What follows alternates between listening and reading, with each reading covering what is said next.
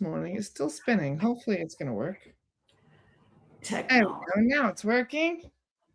We've already got some people hanging out in the waiting room. Great. Good morning, everyone. Great. If you click in the top right, you'll see comments. You'll be able to see when people are commenting. Got it. Can you see it? Yes. Wonderful. Good morning, everyone. Good morning to all you people who are here already. They're bright-eyed and bushy-tailed this morning. They must be to be here before we are. Nice to see you guys. Good morning. So we're streaming on Facebook and YouTube simultaneously. So we got questions and comments from both popping up. Fantastic. Good morning, everyone. Thank you for joining us. So Sarah says, well, she's early. I know, I'm usually a few minutes late, but things are going well this morning. Except my coffee was taking a bit longer today. It's so nice to share coffee at the same time with somebody for some reason. That's why I call my podcast Coffee with the Collective. In fact, I didn't come up with the name. My soul guides actually did. Perfect. I said, call it with that. And I laughed. I said, I don't even drink coffee. Back then, I didn't. And they said, well, that's fine. You just need to hold space for the collective. That's what it's all about. Just being there every morning so they have somebody they can talk to, somebody they can ask questions with and learn things from. So that is why I do my podcast every weekday morning. We just hang out and drink coffee and, chit-chat together. Fantastic. I've been doing it for 2 years now. Time flies, though, huh? Yes, it does. Yes, it does. You just wait, you youngin'. So I've been wanting to have Candace on my podcast for some time now. You and I have been kind of in the same circles for a long time, but you and I both have very busy schedules, and you had a lot on your plate for a long time. You were full-time carer for your dad and everything, and then running the business and doing the hypnosis school. You were so busy. Yes. And actually, I thought Daddy died last September, and there was a part of me that was like, well, it was all very good and amazing in ending, such as it was. And I thought, well, now I can kind of breathe and get back to doing some stuff, which I have done, but I'm staying just as busy. It's just a different kind of busy. Still very, very busy, but yes, I just got a Facebook reminder thing of I was cutting my own dad's hair 6 years ago today because it was COVID. I took him out onto the deck and I just gave him a haircut, and I made a little Facebook post about it. Daddy used to join me in some of my live Facebook posts until he just couldn't remember what we were talking about anymore. Yes. Yeah. He seemed very sweet. You were always saying such beautiful things about him and how supportive he was. The relationship continues.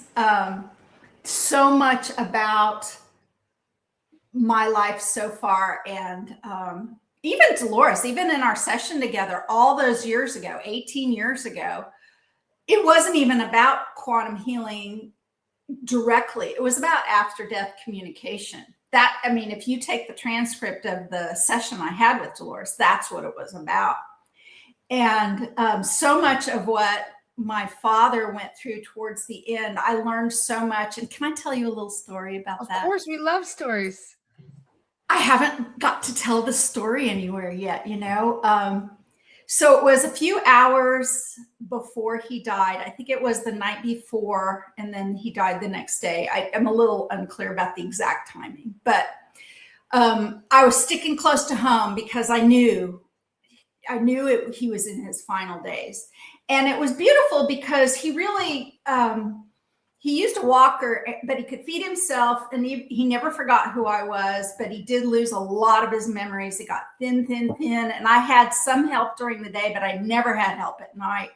I did all the nighttime duty was mine for 6 years, which that's a thing, Anyway, it was the night before, and it was a beautiful day, and I was out on the deck, and all of a sudden I saw these birds show up. And I'd never seen these birds before. And there was probably, and I took video. So I have some video, but the video is kind of strange because the thing that was happening above me was bigger than my camera could get in any one shot. But there was like 30 or 40 birds that I'd never seen before that were circling the farmhouse. I'd never seen and I'm big into birds. And birds have a lot to do with this story, and my parents and my life, and Dolores. Even she came in earlier and said something about the birds because I was thinking about that for a lot of other reasons. But I got close enough to one, and I got a picture. I mean, I zoomed in, I got a picture. I'd never seen it, and I know birds. Like, I know their calls. I talked to them outside. I'd never seen this bird before, and it was a flock of circling night hawks.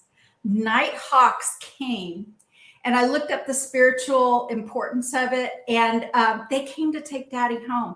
I had never seen a night hawk before. I have never seen a night hawk since. And they're typically, Laura, they're typically solitary birds. Wow. Now, when I looked it up, they do sometimes flock, but it is not common. And they just circled our farm for about 2 hours. And it was the next day, I believe, that Daddy passed. But so much about birds connecting with my own experience of after-death communication. So that leads me into this next story, which is before even my mama died. And I was here taking care of both of them. They weren't in my home. They were in Wichita, which is about 40 minutes from where I am sitting here in the farmhouse. And so much of my communication with Dolores and with cardinals and all that. And I sat them down one day and I said, okay, you guys, this was probably 2015. It was not long before Mama died. She died in the spring of 2016. But so right around 2015, right around the time when I went through my, that whole thing with Dolores and her family, I was canceled. We didn't even use the term canceled back then. I was canceled. I was going through my canceling phase with them.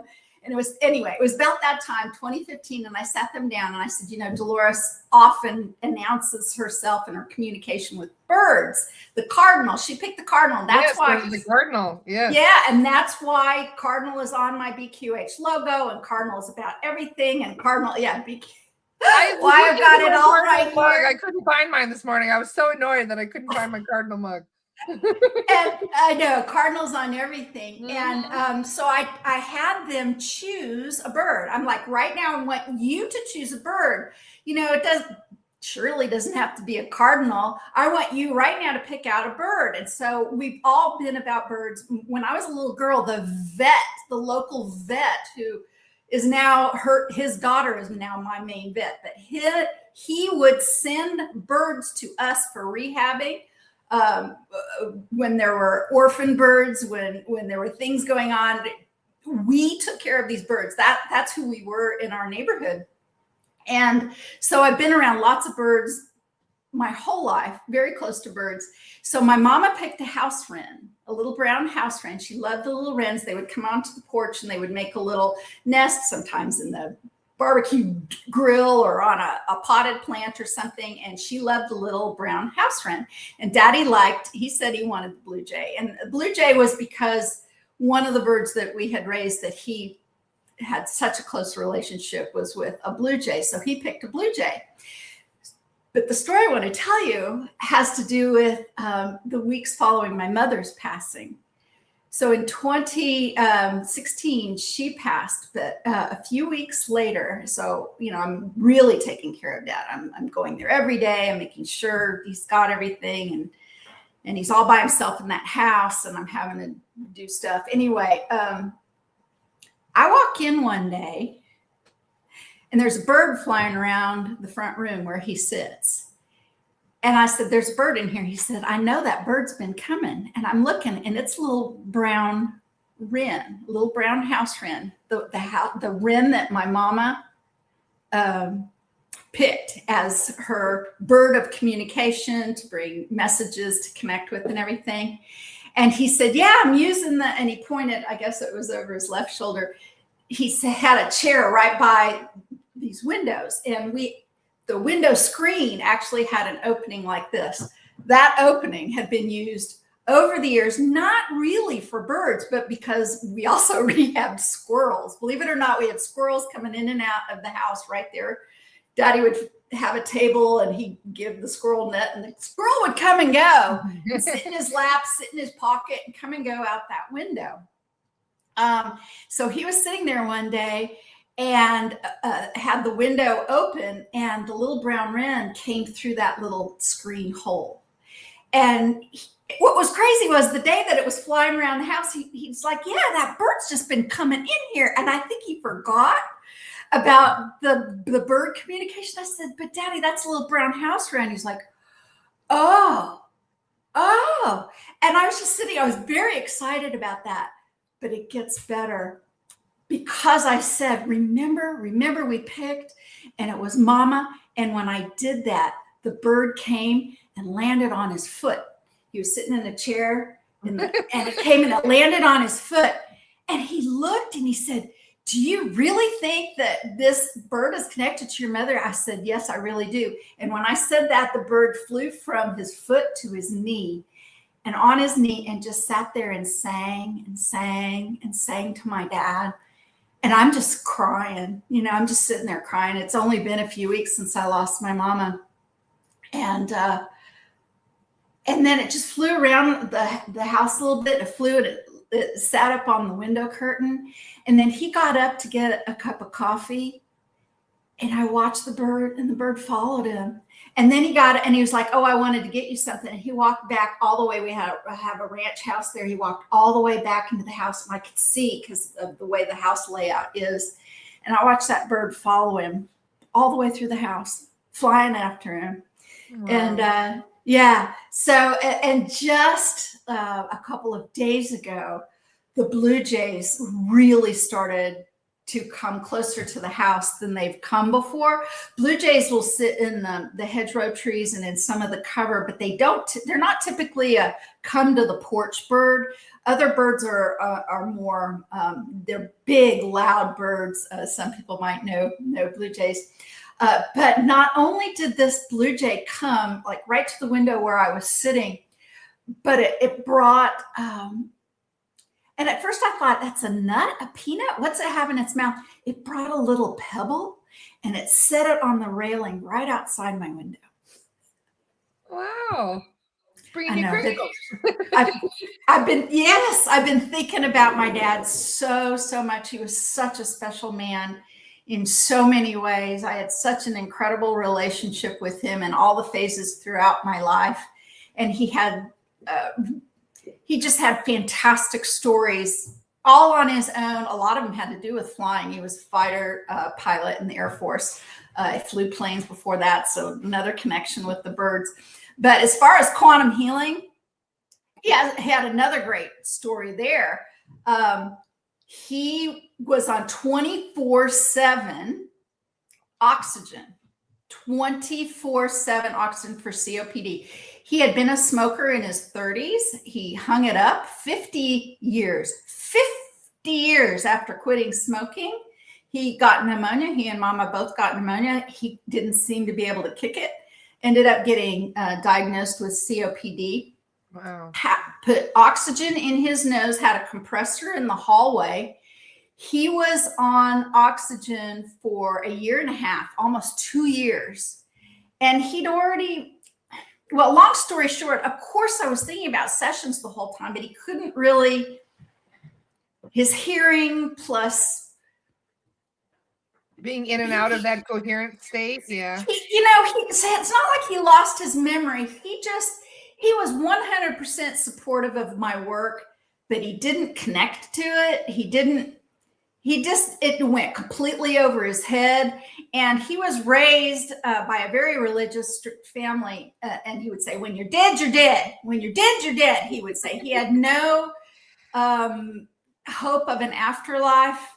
And at one point when he was struggling so much, I said, Daddy, I want to do a session. And I would tell him, both of them, some of these stories that they, loved, of course, to hear. I said, I want to do a session with you. I said, but I want to do it a different way. And what I what I did was I had two friends in Oklahoma.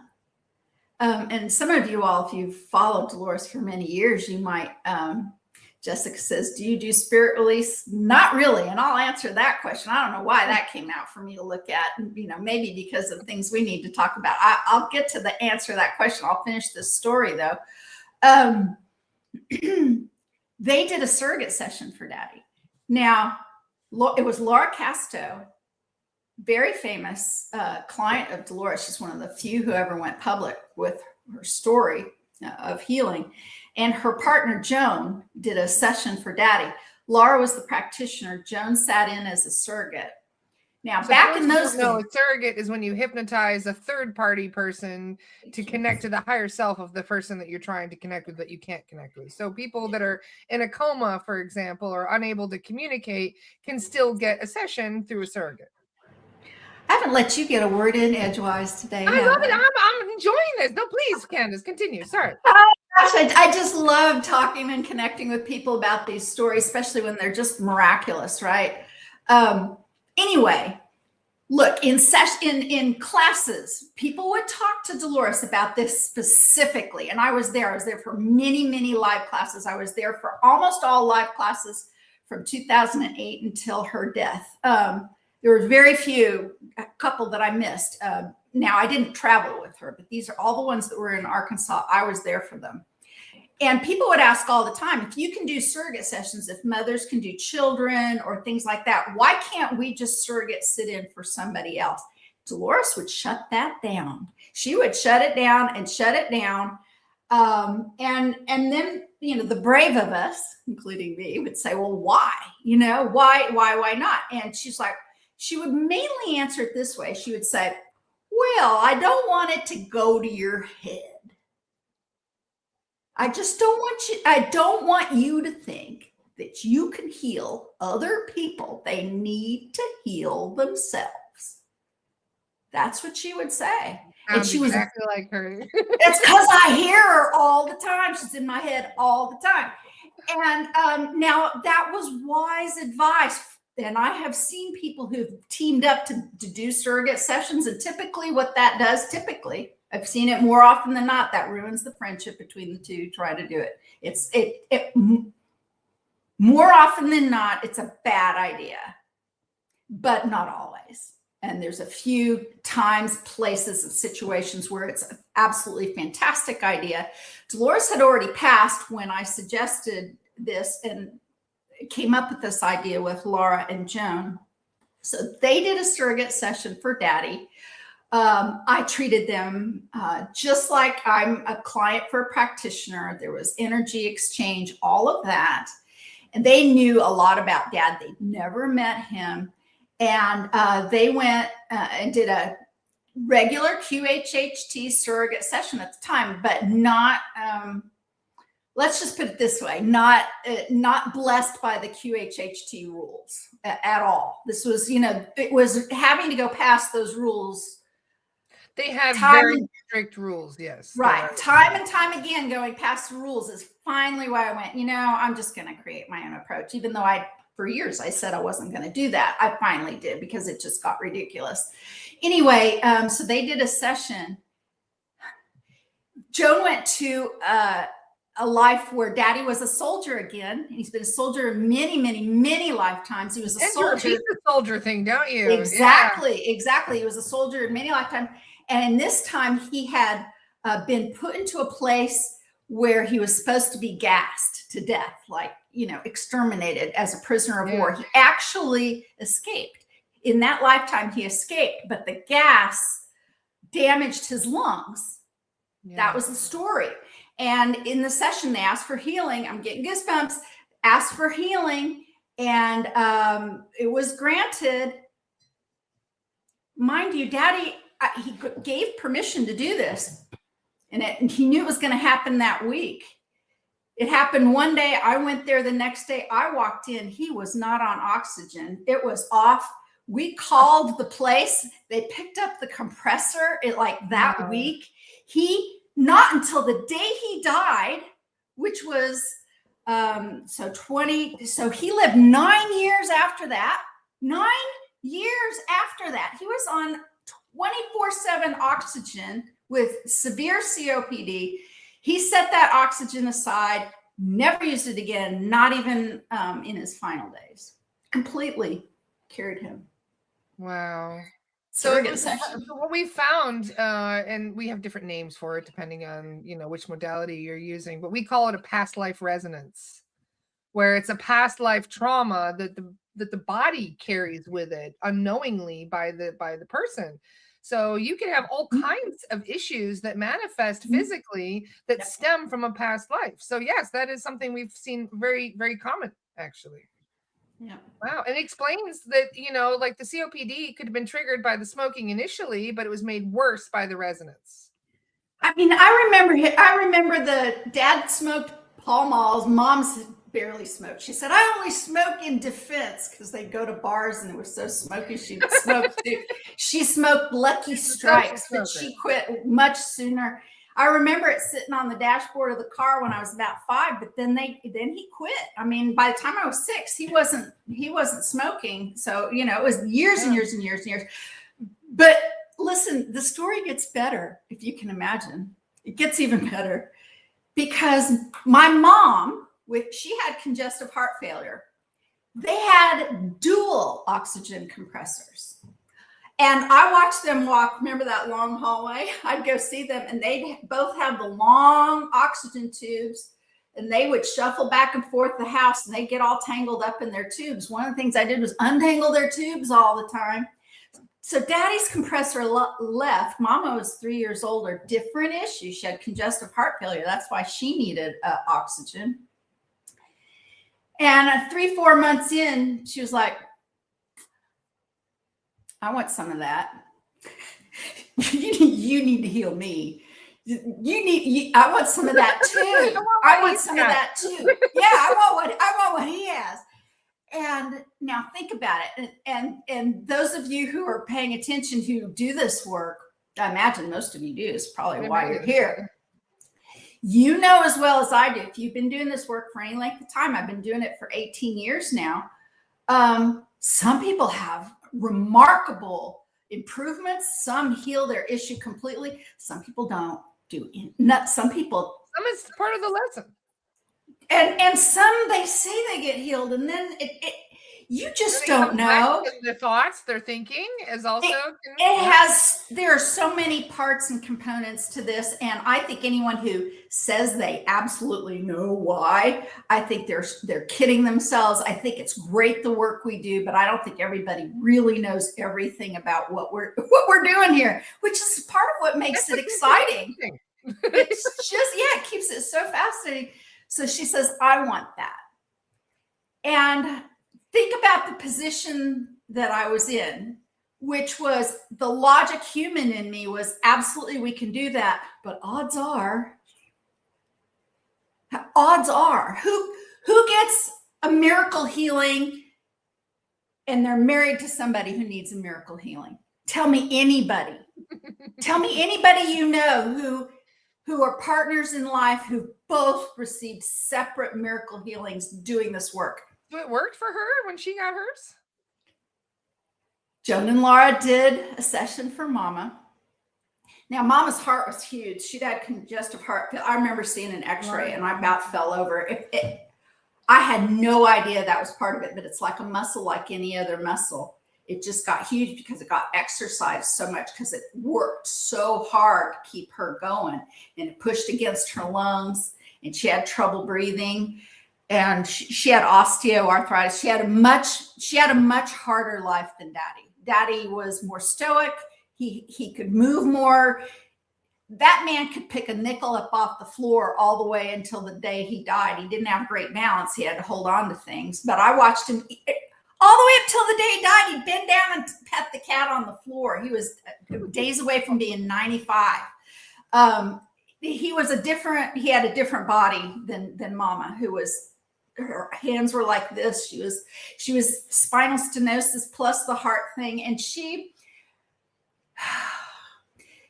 ended up having kind of a bad attitude the last few years of her life. Why? Because she was in pain all the time. She was in pain all the time. She had trouble breathing. Everything was hard. She couldn't get her hands up past her shoulders. She would brush her hair like this. The body got really hard to live in. And she asked for a session. I said, Mama, we'll try, but just like any other client, I said, no promises. Of course, we're going to try and let's just see what happens. Worth a shot. All right. Right. So her thing was, she thought, well, he got off oxygen. I can get off oxygen. I said, you guys have two different reasons for being on oxygen. Expectations are a big disappointment with I know. And expectations when going into this. And at the same time, I have to have her be hopeful and open, right? It's just like being on that line. So we did the session. Same thing happened. Knew it was going to be that week, got the permission, sent the compensation. She had a beautiful session. Same thing. Joan stepped in. Laura was the practitioner. Mama set down her oxygen the next day. She did carry around a bottle on her wheelchair when she would go out sometimes. In case she needed it, yeah. Yes, she didn't set it aside completely, but she took it. But here's the real healing. Here's the 100% real healing, because she had this session about 5 or 6 months before she had a stroke and passed away. Let me see if I can say this without crying. The real thing that healed was her attitude. She was no longer miserable.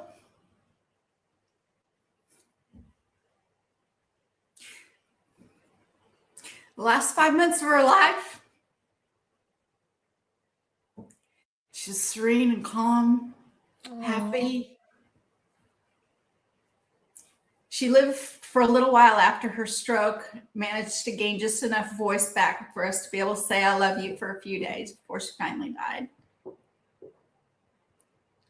How's that for a story? And, think about the odds, too, that I'm teaching this and both of my parents benefited from it. It almost sounds like a story, made up story, doesn't it?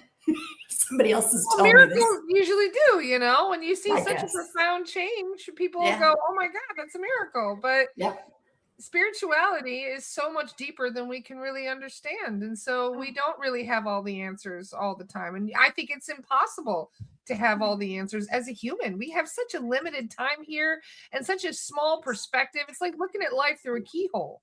It's true. That's a great way of looking at it. That's a great way of describing it. That's why it's like that old thing about the 3 blind men on the elephant. One's got the tail, one's got the trunk, one's got the leg. And all 3 of them are just sure of what they see. Anybody out there who's just sure they have all the answers, man, I don't hardly even want to talk to you, because that's just the concept of surrogacy in hypnosis in itself is a mind-blowing thing. Where I really locked into that was back to Dolores. I got some more Dolores connections here for y'all if you want to hear about it. Surrogate sessions. Dolores would do them on people. She did. But for me personally, where I really stepped into it was when we decided to revamp the level 2 class to present the information differently. So for those of you out there who are QHHT, for the first little while, and even my level 2 class was simply showing up in Arkansas from one day from 9 a.m. to 5 p.m. where Dolores would answer questions. That was it. She handed out a single piece of paper that she called her bag of tricks, which basically, and I don't mean to demean Dolores here at all. God knows, anyone who knows me knows how much I love her. But the bag of tricks simply was, well, the cloud doesn't work, use an elevator or a staircase. And we'd already been doing that anyway, right? We'd already figured that out anyway. And when we revamped the level 2 class, that's when it went to 3 days. And that's when we decided to work on different things. And here's a sweet moment from Dolores while we were deciding to expand and make, let's work on the things that we really know people are needing help with. And boy, Dolores could be sweet and vulnerable. Not very often. She didn't suffer fools either. That's one of the things. Not very often. But about her. Let me tell you, this moment sticks in my mind because we're working on this, and she actually sat back and she went, well, then no one will come to see me then if they, without that bag of tricks. When we were saying, Dolores, we're doing that anyway. Anyone who's interested in this work has read about that and is doing it anyway. And she just kind of went, well, no one will come and see me. And we're like, oh, Dolores, everyone wants to be by you. Everybody. We don't need a much reason. Yes. You don't need to package up something that's not even true and real to have people want to come and sit at your feet. I want to come sit at your feet at any time you'll have me. It has nothing to do with that. She really, really thought that they didn't come to see her. They came to see her for the bag of tricks. Anyway, we decided to do what, I don't know, they still might be doing it. I don't pay that close attention, nor am I allowed to, or I don't, where they do mock sessions, right? I continue the mock sessions in my own training, but we just decided to do these mock sessions. So it was typically 3, sometimes 4 little mock sessions where in the middle, the whole auditorium would be there and one of us would sit up there. We pick somebody from class to practice and we go, and then we would just say, okay, you're coming off the cloud, and then something would happen. And of course, what would happen typically is people made all kinds of assumptions that you were human when you weren't, and all that kind of stuff. But one thing happened one day. So my job was the screamer. I always ended as the person who landed in the fire being roasted or whatever, right off the cloud, which typically surprised everyone. They weren't ready for it. And I screamed until they took control of the session. For those who don't understand what we're talking about, on occasion, when you step off the cloud, you can step into a traumatic moment of a past life. This happened with Julia one day where she immediately, I heard the recording, where they're basically like, what do you see? And then like just screaming bloody murder. And you're like, okay, what do what do you do in that moment when your client immediately starts screaming? It doesn't happen very often, but when it does, it's extremely jarring for the practitioner because the client is generally asleep. The client's in trance. So the client doesn't really know what's... You got to be ready for that. Yeah, you have to be prepared. It's one of the most shocking things that can happen on hypnosis. And sometimes this happens because they took them to a moment of the death experience. They're either... in the moment that Julia was going through, she was being burned alive at the stake. And so usually we try and tune into a calm moment. We don't really get to choose where we drop in from the cloud though, do we? Especially into a past Not life. Always. But as these things go, they happen for a reason, right? Yes, exactly. Because you're being trauma that needs to be healed. Yeah. But it really, this particular time, it was so shocking because this was one of the only, this poor woman, this woman was rendered into an absolute frozen statue. She did nothing. She did nothing. She said nothing. She didn't even come close to take. She just went straight into shock, basically. Yeah, she was like this. She just nothing. And when I finally opened up my eyes and I'm looking at Dolores is over here going, she actually thought it was hysterical. Dolores loved this part. But she was all about, she was all about the shit. And she's like, okay, all right, that's enough. That's enough. Now, mind you, I'm screaming. But when we did these mock sessions, we always had like basically a topic sentence. I knew what scene I was going to land in. I didn't make up a story, but I had a scene. So let me tell you about the scene that I had in my head here. Remember, I said nothing, right? All I did was scream until Dolores said, okay, stop the lesson here. And then we talked about how you take control of a session. But my topic sentence, the scene that I came in, the scene that I screamed, what I would start saying about all of these is, I'm tapping into something. I'm tapping into something because the emotions are real, the feelings are real, the fear is real. There's something, it's not just fabricated. I'm tapping into something, right? So my topic was, I'm a young Asian woman. I've got 2 children in my arms. It's raining. I'm hiding in some sort of ditch with plastic over me. And a soldier with a bayonet is poking through the plastic. Okay, so that's my scene. So I'm trying to protect children. I'm the young Asian woman. I see this knife coming towards me. That's my scream, right? But I never got to say anything because Dolores shut it down. We didn't do anything. Here's what happened after. I had not 1, but 2 women in that class come up to me. Was it raining? Was there mud? Did it have something to do with protecting children? 2. They sensed the story right in that room with me. So how does that work, right? It was one of the most profound things and that lesson, that screaming lesson, that poor woman, that poor practitioner, I don't know if she ever went on to practice or not. She was crying. She went to the bathroom humiliated and of course, class is going on, everybody's busy, and I'm after her. And you know what? I took her and I told her so many times, I said, I know you are upset. I can only imagine. I said, but guess what? Nobody in that room is going to forget this lesson. And when I've screamed other times, it was easier to forget. I know that you think you failed. Let me tell you what, the lesson was the most successful screaming lesson in the history of this class, was because you didn't do anything. Because the hotel staff shows up and goes, should we call the cops? You know, I must say, I actually saw this because I was with them for the class they did in Cairo, and we also had a screamer in the class. In fact, no, it was Julia's recording. That's what it was. All they did was play Julia's recording from her thing, and we had security running in the room. They were freaking out. They were like, "What's happening?" It sounded like somebody was being murdered. Right. Security came running in the room. We learned to give the hotel desk a heads up after that.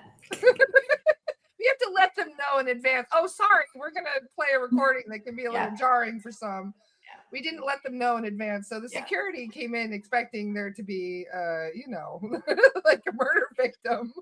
But that's when I really, really thought that stream of consciousness wanted to come into that room through me for teaching, for all those people, for all the things. And it wasn't just me being creative within myself. If 2 other people are also tapping into the records, you can get tapping in. Yes, exactly. Right. And then that also helps me and in BQH continue to talk to practitioners who are expanding past the more traditional quantum healing, quite frankly, more clinical approach. And it's like, well, with some people, you're going to be right there with them. As a matter of fact, with some people, you're going to see what they're seeing sometimes before what they even see. And you really have to think about how you're going to play this, right? Because you don't want to carry them through it. The whole idea is for them to be doing some of this on their own. But every once in a while, if you say something, it's like a breadcrumb for them, and they think, I really am seeing the whatever, or I really, you know what I mean? It gives them some confidence to keep going. So anyway, it was profound and valuable lesson for me. This is honestly one of the most important things that you could do when you're trying to understand yourself better, because I consider us to be a species with amnesia. All of us, we have amnesia. Yeah. And so when you start to learn the context, start to learn about some of your history, it makes a lot of sense, because we don't change a whole lot from lifetime to lifetime, do we? No. We still carry the same baggage, the same lessons, especially if we're repeating. a lot of the same contracts with the same people, just in different roles, or sometimes the same role over and over and over again, like Groundhog Day, depending on the situation. And so learning these things, it's probably one of the most healing things you can do, because you start to remember who you are, why you're here, what you're working on, what you've chosen, what you've planned, and that can change your whole course of your life. That's what it did for me anyway. Yeah. It's fascinating. I don't know if any of you in the audience have seen the French documentary Beyond Healing with my friend and colleague Coralie, because there's excerpts of my session with Dolores in this movie. So it's not exactly a Dolores documentary, but if you haven't seen it, you should really go see it. What is the title again? Well, it's a French movie, but there's two versions. There's a French movie, there's a French version, and there's an English version, subtitled or dubbed. And I can send it to you. It's on YouTube. It's free. We love everything, Dolores. Yes. It's the reason that many of us know each other, because most of my page was built originally with people who were following the Dolores Cannon page when I was running that. And so I would say, hey guys, if you like what I'm posting, here's my page as well. And I gained about 50,000 followers from doing that. And that was the foundation for this, what we're doing now. Right. Which is why I so celebrate you. And when we first started talking to each other. But we met, the thing is, right, you got canceled before I did. Right. 2015 was my cancellation. I can even almost tell you the date. It was all, You and I, we had similar roles where I was there to grow the page. When I first found the page, there's only about 50,000 followers, and I brought that up to 1 million followers. It took me about 4.5 years to do so, and that was a labor of love. I was working 8 to 16 hours a day, every single day. Oh, I know. And going to the live classes too, traveling and doing all that. Like, I put my heart and soul into that work. Yeah. And then one day that we had one disagreement. The disagreement, for those who didn't know me back then, this was a couple of years ago. The one disagreement I had with the organization, I should say, with the company that it's become, was that I was talking about entities. On my own page, no less. I was only talking about, Well, that's still not allowed. We're going to follow you into your own personal world, girl. I was on my own page talking about entities, and that's when her right-hand man, I will not say who it was, but contacted me and told me that I was off-brand. Yeah. That I was going to scare people away from hypnosis. If they find out that entities could be influencing the hypnosis session, that's going to scare people away from hypnosis. Yep. So they told me that I'm out, basically, and they gave me the boot that day. So 5 years of hard work with no appreciation. I actually got hit with a cease and desist and all of this crazy. Oh, you too? Yes, I got hit with all kinds of legal paperwork and this and that, and it was probably one of the most shocking things that have ever happened to me, and I was devastated. Like I said, I put my heart into everything. Of course.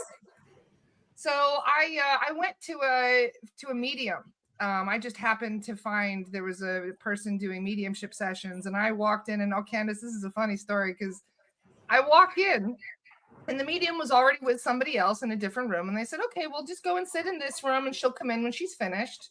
And I was like, all right. So I'm just sitting in there waiting, and the medium comes in and she's doing her thing. She's shuffling about the room. Oh, sorry, I'm late. I was doing something. Oh yeah, okay. She sits down, she tunes in, she opens her eyes and goes, holy cow. What? And she goes, the room is full. And I said, full how? And she goes, there's so many people here, I don't even know where to begin. And then she looks over in the corner and she goes, why is Dolores Cannon here? And I said, you know Dolores Cannon? And she goes, yeah, why is she here? And I said, I worked for her. I worked for her for 5 years. And she was like, this is the real Dolores Cannon? Oh my God. The medium freaked out. And she's like, oh my God. And I got goosebumps as I'm telling you. I love you, Dolores. I know she's here right now. Oh, yes, she is. My hands were shaking. I could feel her. So as I'm sitting here with this medium, the medium is like, okay, well, I'm going to let Dolores speak first. Okay. And I was like, yeah, that's fine. And she's like, first of all, she said, I want to say thank you for everything you've been doing. Thank you so much for this and that. And then she goes, stop being so nice. You know what? That's perfect. That's Dolores. When people make Dolores like, I hear Dolores, she's encouraging me and patting me and telling me how sweet I am. I'm like, you must not be talking to Dolores. I started crying because I was having a really difficult time. This was before it's a long story to go into the context, but I was having a very difficult time processing everything that was happening. Of course. And she basically was like, you have to stop trying to people please. You have to stop being so kind. You have to get rid of the riffraff. That's her word. That's another way you know it's Dolores. Sometimes she'll use a word. I'm like, I don't know what that word is. And I have to go look it up. Riffraff is a Dolores you have to get word. rid of the riffraff. Stop allowing people in the class. Because she said, I had a thing, right, where I refused to ban people back in the day. I would consider if somebody was ignorant and rude, they would come on the page and they would say something like, you're full of shit. And I'd be like, well, you'll catch on someday, darling. Like that was kind of like how you doing it. And they'd argue, they get negative, and I would just kind of like hide their comments and be like, you would try to be nice. You would try to be nice. You would try to be evolved and above it all. Right? Exactly. But I also didn't want to deny them an opportunity to grow up at some point. Maybe I won't get them today, but maybe next week I'll post something that'll get them, you know? Right. And the contrast isn't bad. The contrast isn't bad to have somebody try to poke holes in what they're disturbing the class, get them out. Yeah, that's true. She was like, if they're disrupting the class, they're actually like a provocateur. They're there to cause problems and to disturb the learning of the other students, is how she explained it. So she said, enough is enough, get them out. And that's why I laugh and I say, she didn't suffer fools. She was like, if you're not ready, then you can go bugger off somewhere else. Yeah. Before we go too very far, because this is on topic, when you say the entities, because I want to get to Jessica, the entity question would come up in every single one of Dolores's class, every single one. And Dolores just had a way and a plan, and she had a reason for doing what she did, and it worked for her. And it was this. We're not going to talk about that, because if we talk about that, we'll focus on that, we'll grow it, we'll bring it, and it'll happen. And I don't want you all to get afraid, and I don't want you to focus on it. And the way that she slotted that into her own reality was it so very rarely ever happened to her. So she did not think it was a big deal. I, as her teaching assistant, had and would follow her to the ends of the earth. And I did till she died, teaching the way she did. That every time when it would come up in class, because I taught art school lifetimes ago, I would think, if it comes up in every class, Dolores, maybe we ought to address it. But she did not want to. She did not want to. She was the teacher. It was her thing. And that's why. So to you, Jessica, my BQH class does very briefly address the concept of entities, but I believe, I pretty much know and realize that both in Dolores's, call it a contract, call it for me a contract. I've been doing this work 18 years. I've done thousands of sessions. I haven't run across it. There were times when I thought I would. There were times when I thought that's what it was that was happening. And it's always turned out something differently. And I have come to understand, and I've asked in my own sessions, it's just not what I signed up for. It's just not what I signed up for. And so, no, that just doesn't happen in my sessions. My students, absolutely.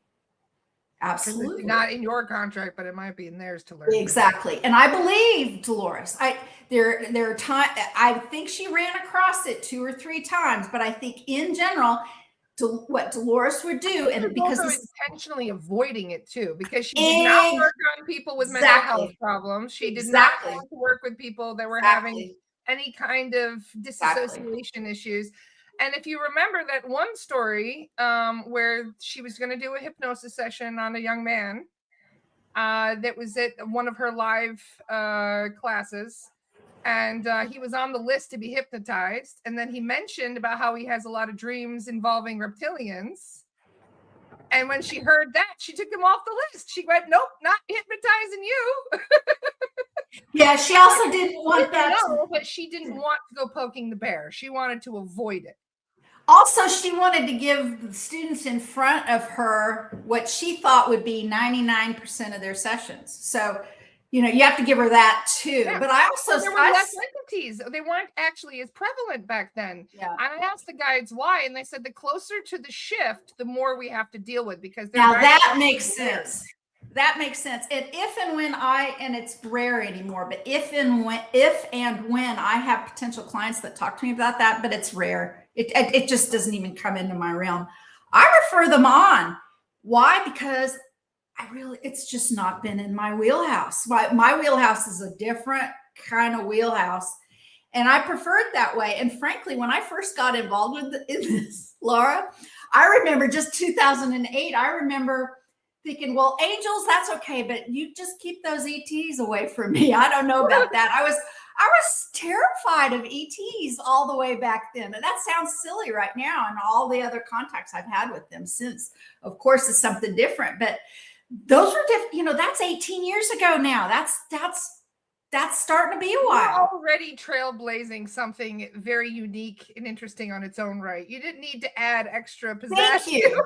Exactly. It was big enough as it is. And there's so much about this approach that has relaxed over the years, and which is like, oh, come on. And things that, so to go also back to why I finally decided BQH had to happen, because I was around, actually, it was the very first level 3. That's me. Very first level 3 practitioner was me. I went through with Dolores and all of that. And what I started to find was this.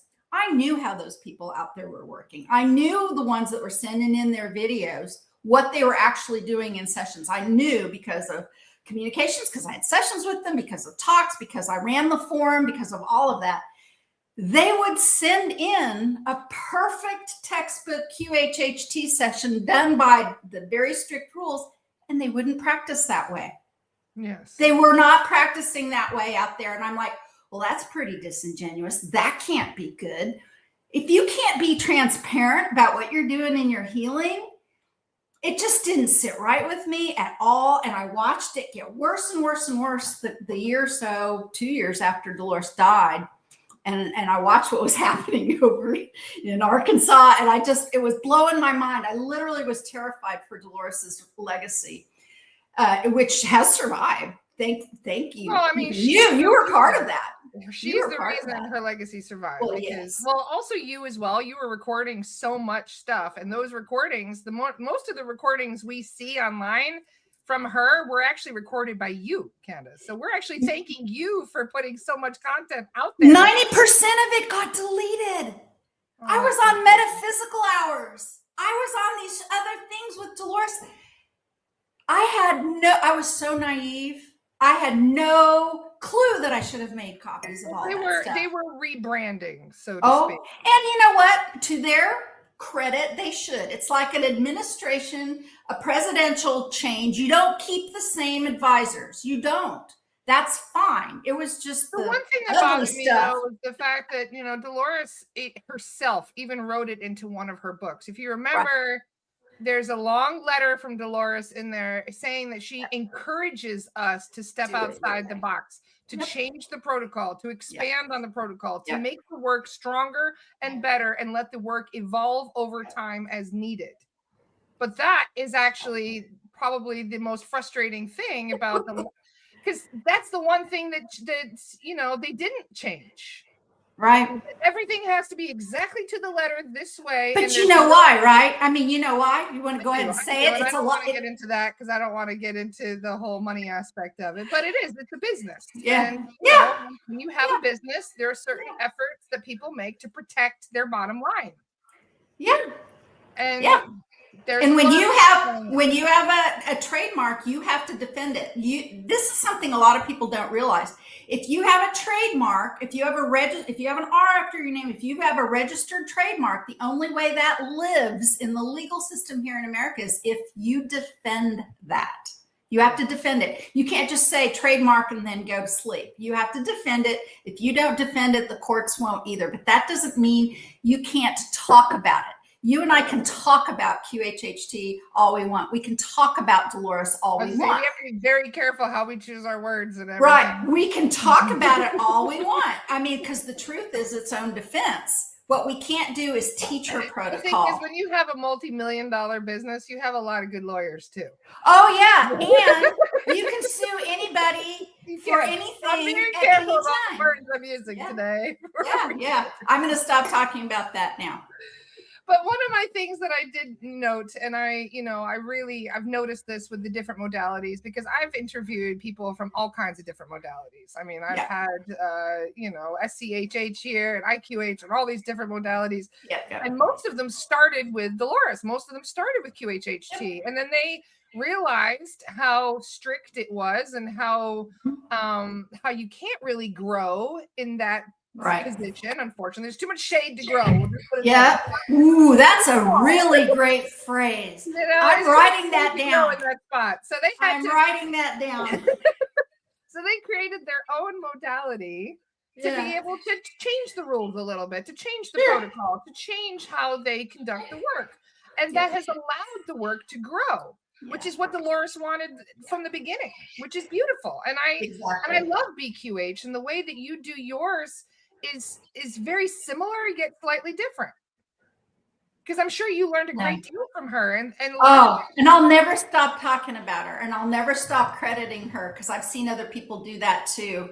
Yeah. There's a couple of pretty famous people out there who did that, who took her class, ended up doing sessions with some famous people, and suddenly had their own method that was so almost carbon copy to QHHT, and never gave Dolores any credit at all. As a matter of fact, one of those people I remember was like getting interviews like on Coast to Coast back in 2009, 2010. I was so thrilled because she was part of our community and she was part of what we were doing. And I thought, she's going to be a great ambassador for all of us. Once again, my naivete struck because she said nothing about Dolores or any of that. She suddenly was like, this is my approach and I made it all up. And I'm like, girl, you showed up day before yesterday. And that day, looking at my Coast to Coast, I'm like, I'll never do what you're doing right here. That's so disloyal and rude and awful. And so that's why I don't stop talking about it. We have to honor the people that were our stepping stones in understanding. And Dolores was probably the biggest one of all, because going back, for those who don't understand how I had my spiritual awakening, I had an out-of-body experience. My soul guides pulled me out of body, had a conversation with me, told me I was a Pleiadian starseed, and went into this whole thing. And I woke up going, what the hell was that? I didn't know any of it. I'd never. What year was that? 2012. Good year. Good year for it to happen. I know, right? And so it was 10 months before the whole December 21st, 2012 thing. So I thought, okay, wow, I've got some catching up to do, So I was in a bit of a shock, because if you've never heard of any of the spiritual stuff, you had no precursor for spiritual awakening, just yoinked me out of body basically and was like, hey, you need to listen. So I didn't know what to do. I didn't know what starseeds were. I didn't know any of this stuff. So I just started Googling, and I found that must have been huge for you. Finding Dolores explaining all of this saved my sanity.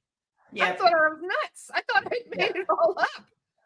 So between Dolores and Barbara Marciniak, those two people were instrumental in my awakening. And that's why I offered to work for Dolores, because, she had already passed away by this point, about a year and a half before I offered to work with them. Mm-hmm. But, I had basically kind of fallen into the rabbit hole, so to speak, without really understanding where do I go? What do I do? And her books were probably the best. I mean, I don't know what I would have done without those books. I get it. You know who was that for me, but years and years prior, Robert Monroe, because way back, probably before you were I born, love Robert as well. Robert in Monroe is great. 1986, I was having spontaneous out-of-body experiences, and I didn't know what they were. I'd gone out of body when I was 11 years old as a very sick child briefly. But these were, every time I laid down in my bed, I would leave my body. And I was pretty much a newlywed. I'd been married in 83. And my husband was in the military. And I kept it. I hid it from him because I was afraid they'd take me away and put me in a straitjacket. Wow. I didn't tell anybody. I was going to art school in North Carolina, and this long before the internet. And I thought, maybe somebody's written about it. And I went into the University Library and I found Robert Monroe, Journeys Out of Body. I'll never forget it. I'll never forget it. I sat down and read that book, and all the weight of the world came off of me. I'm like, that's what's happening to me.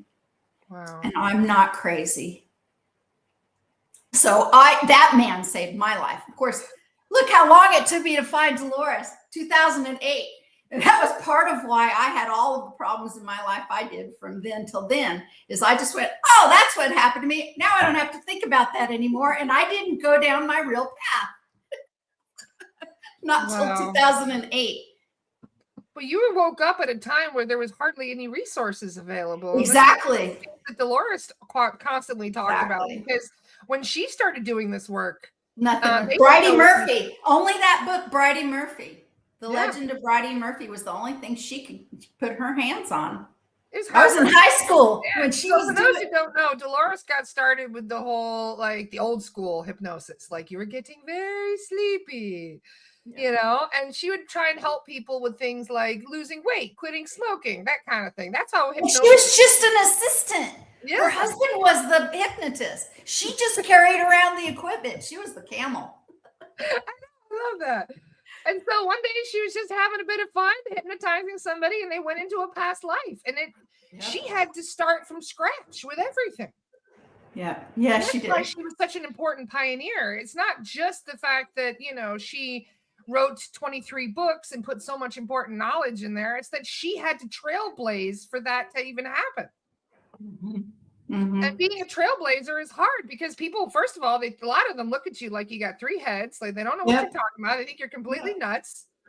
You do have to kind of dodge straitjackets on occasion, especially then, because you got nobody backing you up. You can't like point to these resources and say, I'm just saying what they're saying, Think of how strong she was. And I remember talking about back in the day, she lives in Nowhereville, Arkansas, on the top of a mountain. And I remember her saying this one day. She said her rule was she was trying to find volunteers. Nobody was paying her. She was looking for anybody. People were even nervous. They didn't even know what, hypnosis was. No. She said she would drive. I'll never forget her saying this. I'll drive up to 50 miles to find a volunteer. That was her cutoff. She'll go 50 miles to find somebody. And meanwhile, by the time she passed away, she was 2 years booked out with paid. Oh yeah, it was almost more than that. Yeah. They told me 8 years when she died. It was 2 years. It was 2 years about when I took her class, which a year or more, which is why, which is why 90% of the people were even in that class. That took a while to unravel too. The people who showed up to Dolores's class, a great deal of them never had any intention of practicing the method. They just wanted to sit by her. You told me a story once when we first started chatting about a message you received on the day of her passing. Do you mind telling that story? Because that one has stuck with me ever since. Well, for those who don't know how she passed away, Dolores was leaving, I believe, a lunch or something, and she stepped off a curb and slipped, and then she fell back and hit her head. Well, It wasn't quite that. And there was a couple of things. So you're going to have to give me I've more heard clues different about. stories. That's why I would like to know. But then I know about what happened after when she was in the hospital. So that's why I wanted to, So you want the message that came from the hospital? That's the message? the text, if you remember. Yes. Gosh, where is that? One of that story has stuck with me. I know. I actually, ago. sometimes you can thank you, because there was a couple of different things. So Dolores went into a medically induced coma for a few days after her head injury. Okay, well, here's really what happened, if you really want to know. And I do not have any problem sharing this. Why? Because, sorry, I really have bad eyes. Because I know that it's been mentioned publicly in recorded speeches. So she did fall, but she had recovered basically from that. Oh, did she?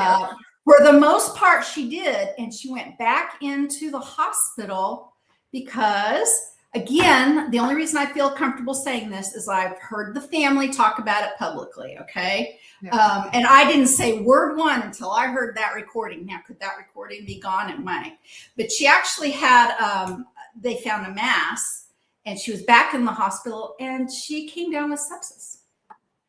Okay. She was on her way to recovery from her head injury, but it was part and parcel. I don't know if you can see this. Sometimes, yeah, you kind of can. Look at this. Yeah. Well, because if I do this, you really can't see it. I can do it still. I can see it. Okay. So this is a text, and that's the exact text. Do you mind reading it? Yeah, so I'll tell you how this works. So this text came in October 17th, 2014. A lot of people don't know this, but my husband, in some ways, he almost spent more time with Dolores than I did. I was with her when she was teaching, which meant there was almost always people around. It was quite rare that it was just us two. Every once in a while it was, but mostly it was with other people. But my husband was helping with some more behind the scenes stuff, right? So he was working with the financial person at the time, whose name was Genevieve. So Genevieve and my husband were texting, and this is a screenshot from Genevieve to my husband. And they basically we were all still pulling for Dolores, hoping she was coming home from the hospital, right? I mean, we were all just like, waiting and getting word every once in a while. And so Genevieve says something like, well, we're going to have to do this tomorrow or wait until another time. And my husband says, okay. And the very next message that comes in is this one. Okay. Yeah. Can you see that one? It says, tell them to get Dolores home. Asterisk. Bring her home, please. Now, this is on a text exchange with my husband and Genevieve. And so my husband writes K, and he's like, that's weird. Why would she say that? And she says, K what? Why? Because that didn't show up on her phone. It only showed up on my husband's phone. This text. So where did the text come from? This is not the first phantom text Dolores has sent or other people have sent. I'd even had a dog sent a phantom text, if you can believe that or not. That sounds crazy, right? Except for it's communication, and why not? And that's another long story. Yes. That's another long story, but I can hear Dolores right now. She's like, tell them about the asterisks. Tell them about the asterisks. You see the asterisks? Always wondered, what is that, right? What's the asterisk? Yeah. Right? So do any of you, Laura, do any of you who are listening, have you ever read like the Hitchhiker's Guide to the Universe? Yes, one of my favorites. So do you remember what the asterisks? No. Do you remember that? No, I don't. The computer code? Yeah, okay. I remember the 42, yes, but the computer code. Okay, well, for those of you who don't want to hear put your fingers, because it's kind of like the ending of the story. I mean, if you haven't seen it, the movie's been out for a long time. The book's been out for decades. So yeah, unfolded. In computer language, the number 42 is the asterisk. Oh, okay. I didn't know that. So what is that? That means life is what you make it. Yeah. It is the answer to life and the universe. Wow. And this happened. You got that text the morning she passed away. It was a few hours before. A few hours before. So it's letting you know she's going home. Yeah. But not to the home that you were thinking. No. Wow. No, she really did not want to die in the hospital. She wanted to be on the mountain. But even back then, you know, our birth and death in this country and across the Western world is so medicalized. And it's one of the reasons I had Daddy here at the farm with me. He was not going to die in a hospital. He was going to die in his own bed in my home. And I was so protective of him, especially around COVID, which was not easy to do with a COPD diagnosed man in his 90s, but we did it.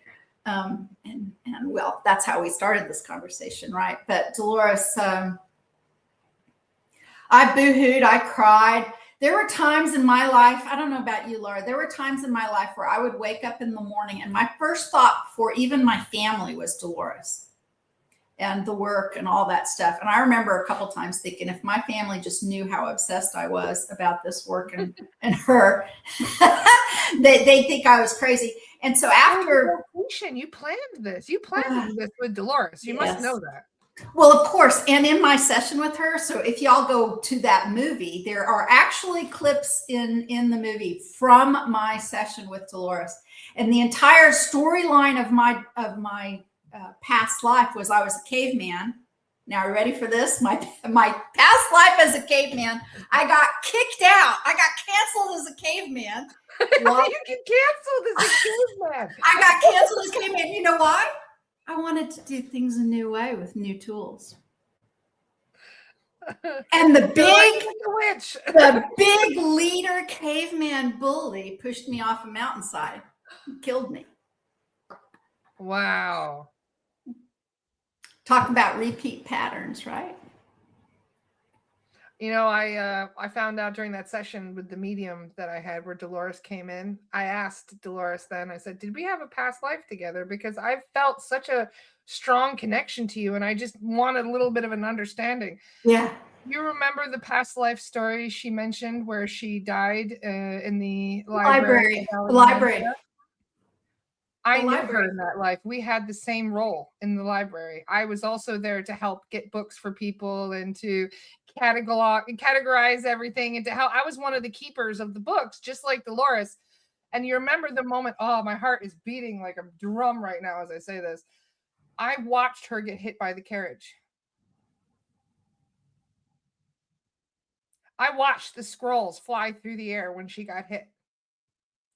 And it was one of the most devastating things I had ever seen in that life. It crushed me.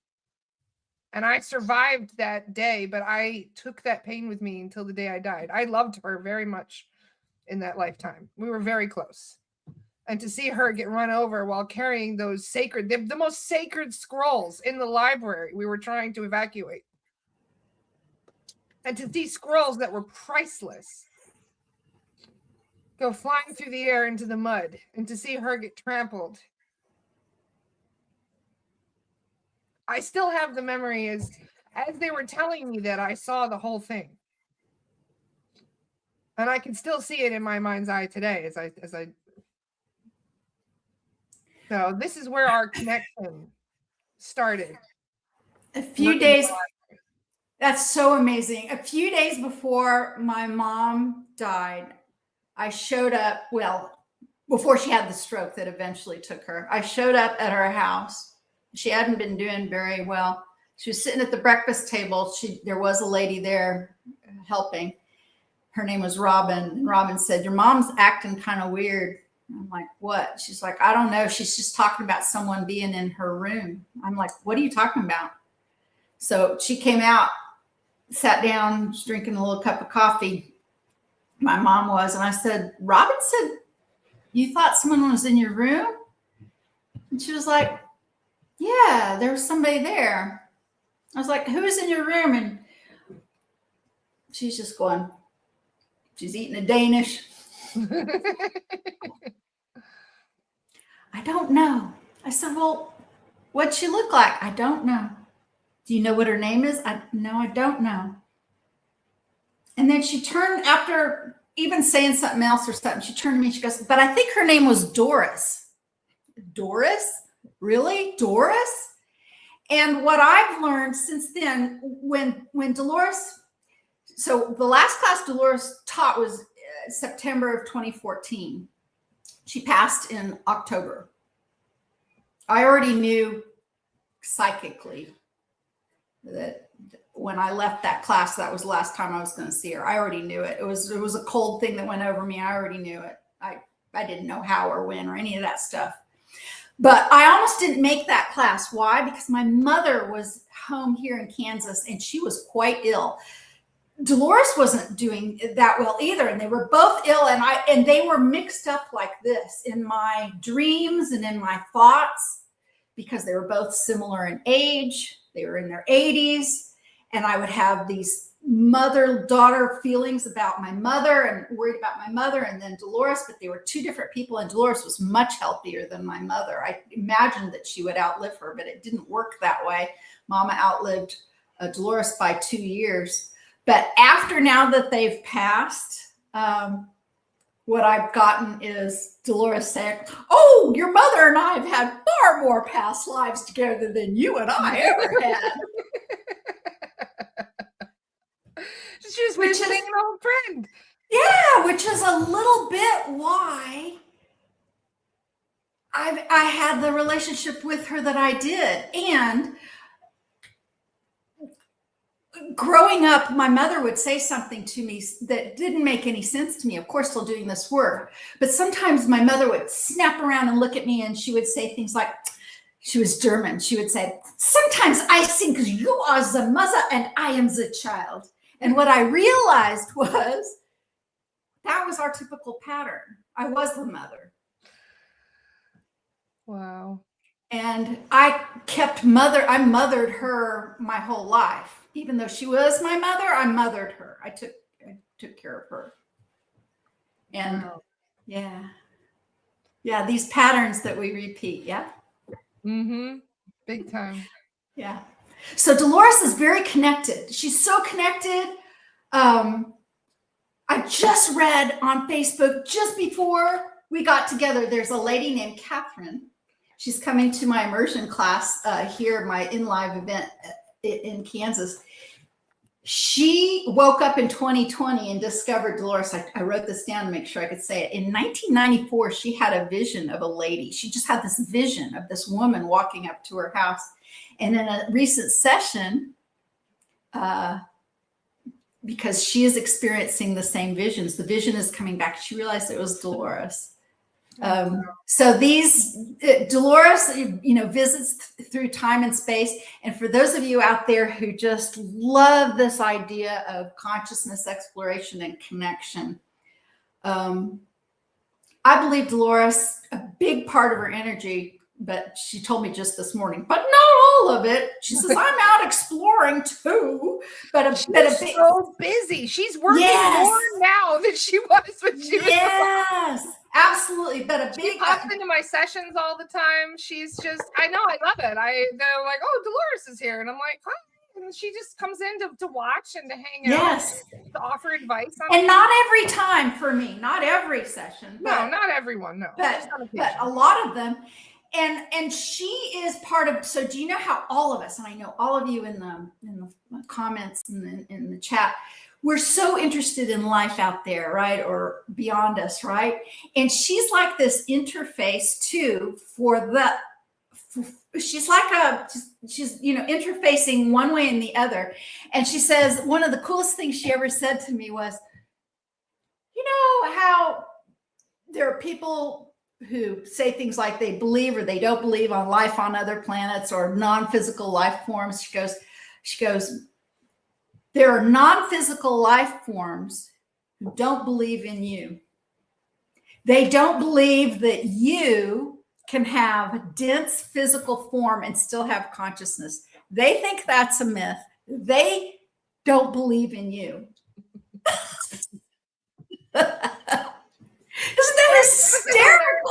to me. Isn't that hysterical? I love that. Process that completely, because honestly, you can go deep into that thought. Oh yeah. Oh yeah, you can. Oh yeah, you can. And I was in the middle of a series of dreams that got interrupted in part. Well, anyway, it got interrupted, but I had a series of dreams with Dolores in a round white hotel, and it was a classroom situation, and I would go to sleep, and then every 2 or 3 nights I would have another dream that would continue it on. I've had series dreams like that over the years, but I've had a big pause in this one. I keep waiting for it to come back. Guess who Dolores brings into the hotel ballroom during one of my dreams? My own maternal grandfather, that she has lay down on a cot, and she tells me to do a past life regression on him in my dream. What? It has a lot to do with stuff that still needs to come forth, but it has to do in part because of my mother's mother, who, one of the reasons she said all this, my literal maternal grandmother died when my mother was just 4. She barely even knew her because she had tuberculosis, another lung issue, another breathing issue. But there was medicine that could help. And my grandfather was trying to get that medicine, and he was shut down by the controlling factions. So there's a lot of connections here, especially with COVID, with breathing, with control, with medicine. That's a whole podcast in itself. Right? There's so much of this. But yeah, my grandfather, and I was able to learn something, and I found out just a little bit, but my mother was born in Budweis, Czechoslovakia, which is right on the border of Germany and Czechoslovakia, or Slovakia as it's known now. And there actually was somebody who was doing some, I was able to, in internet research, find out some information about promising tuberculosis treatment that was going on in that town, but was shut down by the controllers. That all came out in a dream. Wow. Right? Just a lot of parallels of what's happening right now. There's all kinds of stuff rising up for the collective to be healed right now. And I think a lot of it's going to be coming out in our dream state. It's going to be coming out when we don't expect it to, through triggers. It's going to be coming out in these messages and these downloads that we receive. And as the shift intensifies, I think that going back to the original, to the information that we received even 20, 30 years ago, sometimes, I'm a big follower of the different movements, like the, the Theosophical Society. And a lot of this was being done even 100 years ago, but it was doing it very hush hush. And now we're bringing it into the open. We're discussing it publicly, and a lot more people are getting connected to this work. And I think that it's like a vocation. This is something that we plant. We're kind of carrying the torch, so to speak, for the next generation. And I think that your healing modality, your BQH, is probably one of the most important things that will even outlive you, Candace. Golly. What a thing to say, but thank you. Yeah. Do you know what amazing? Doris, it's going to do the same for you, because you're holding that candle so brightly. It's amazing, isn't it? Do you know what I've had this year? This is the part that just surprises me. I have had 2 medical doctors come for sessions today. Medical doctors. I've had nurses forever and ever. Medical doctors. One a pathologist and one an emergency room physician. Now, both of them they didn't tell anybody. Of course not. Yeah. But the fact that they're open-minded enough is it really telling? Listen to this. The medical doctor, she'd already figured out the water connection. Wow. It was part and parcel of why she was having her session. It was just unbelievable, her session. And I can't, of course, give away who she is or where she practices or anything like that, but she's already figured out how to connect with water. And she has to judiciously perform this healing work in her position. Otherwise, she'll get, metaphorically, I guess, burned at the stake too, or disappeared, like some other people are being disappeared in our world when they know too much. Yeah, there's a problem with the whole yeah. You don't want to bring in too much help, otherwise you end up on the radar of the people who don't want you. Right? Well, I had a session years ago, long before even BQH. I think Dolores is still alive. I had a session with a guy who he was in hiding because he figured out how to easily convert gas engines to run on water. Oh, we got to be careful talking about that on podcast. Right? Canceled, Candace. Right? Yeah. He had to leave his family. There's a lot of people like that who end up disappearing because of the technology that they're developing or the advancements in consciousness exploration and all these other things. So, and I was actually talking about this a little bit with one of my guides that I work with this morning named Zach. And I was asking, about the whole consciousness shift thing and how things have been evolving so rapidly and why I almost feel like the control is getting stronger in some aspects. Like they're trying to control us more right now. And he explained that that's happening that's by design. Because the more free we get, the more the matrix is trying to tighten its controls on us. So it's like as the shift intensifies, the authority is going to come down even harder than it would normally. And I was like, okay, that resonates. I'm feeling a bit like because of authority right now in my life. And they're like, oh, that's normal. That's as things are going to get intensifying more, the matrix is going to try even harder to get its claws in people. The information that has come in sessions and in communication with Dolores about this particular thing is, do you know what a registration mark is? Like if you've got a picture, here, I'm going to show you a picture. If you're doing printing, there are these marks in the corner. Actually, they're usually square. They're usually X's. If you are doing like 4-color printing, like you put the yellow and you put the cyan and the magenta, and you put all the different ones to make sure that the registration marks line up, right? And when you do all that, then you get a nice 4-color printing. And I come from the art world, but anyway, those are called registration marks, those little marks like that. So the information, I haven't even shared this anywhere, and I haven't written about it. I haven't even talked about it yet. But the information that I've gotten, especially from Dolores, sometimes she'll come in and she'll start talking to me and she'll just start with a phrase. And the phrase that she started with was registration marks.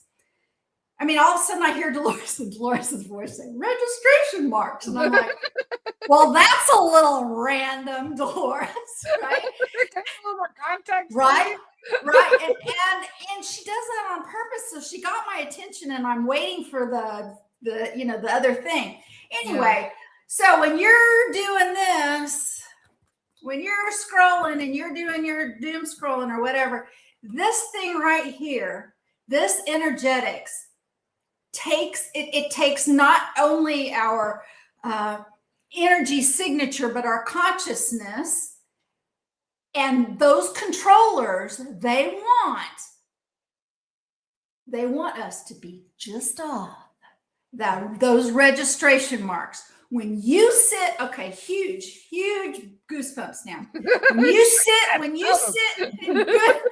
in good meditation, in good connection, in a session, feet on the ground, outside in the woods, when you have removed yourself not only from Wi-Fi electronics, but even the electrical plugs that are behind me in this house. I said that if you saw what it looks like in your house, yes, Wi-Fi, yes, they said you would use something else. All of that.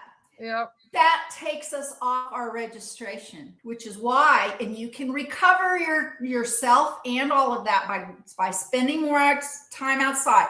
Sunlight, feet on the ground, grounding, all of that. You can recover yourself. Yeah, you'll sit right back in it when you get back here, but it keeps us just off. And that's where the controllers want us. They want us off our registration marks, because then we're off our power, because you don't have to be off by very much. the picture doesn't quite line up, the code doesn't. Out in nature, you have to stay grounded, you have to stay connected to your intuition and your guides. Yep. It's hard to do right now. It's very hard when everything goes through here. Yep. And we all hate it, but look, we're doing it right now. We're connecting it's the double-edged sword kind of thing where we use it for advancing consciousness, for helping people connect worldwide, but at the same time we end up a little more disconnected on an individual level because we spend time around electronics so much. So getting outside in nature is very important. Everybody and hugging other people. And getting together in real life, you have to offset it a little bit. You cannot live on the devices or in your basement all the time. That's just death. Exactly. Get out there. I try to make connections in the strangest places. You know who my regular connections are with that I make sure I have with? The people at the grocery store. I was saying this the other day on the podcast. That's funny. I regularly go talk to the cashiers. Have a nice conversation with the cashiers. Yes. I was saying that just the other day. Online.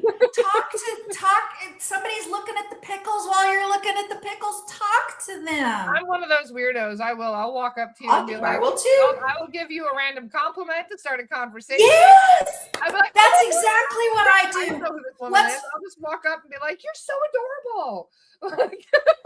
I love your shirt. Reactions. Where'd you get those shoes? Do you like that flavor of cheese? I do it all the time. It's one of the best places. You think you can't talk to people? Talk to your neighbors too. Yes. Bring your neighbors some cookies or something. Not that one. I'm not talking to that one back over. You know what I mean, though? Like, we're so disconnected. You can live in an apartment complex. Have 200 other people in the vicinity around you and not know even one of their names. Yeah, that's so disconnected. We need that. It is unfortunate. It is unfortunate. That's why I look forward so much to getting together with my team and doing some of these things. Try to do once or twice a year. I'd love to have a hypnosis seminar at some point where we get together and have different modalities come together. I would love to do that too. To collaborate, to share knowledge, because just because you do BQH, somebody else does QHHT, another person does IQH or whatever it is, we could all come together. We could all learn from each other and share. The thing is, everyone can benefit from it. So it's not like we're in competition with each other. And I've never believed that. And I never understood why everybody gets this dog eat dog kind of attitude between the different modalities. Because they think there aren't enough people out there, and there's so many people waking up. It's ridiculous. We have exactly to be interested in this work. Exactly. If we were working together to grow. I wish that there were more conferences, but they literally take a lot of groundwork and a lot of preparation, a lot of money. They just do. If you don't have enough seats in the chairs, why you have gonna lose money. And things who end up having it's almost like a monopoly over the whole thing. I know it's kind of sad. It's kind of sad. And who their biggest shareholders are? They're BlackRock and a few others in Gaia. Oh my. Yeah, BlackRock is the biggest shareholder for Gaia.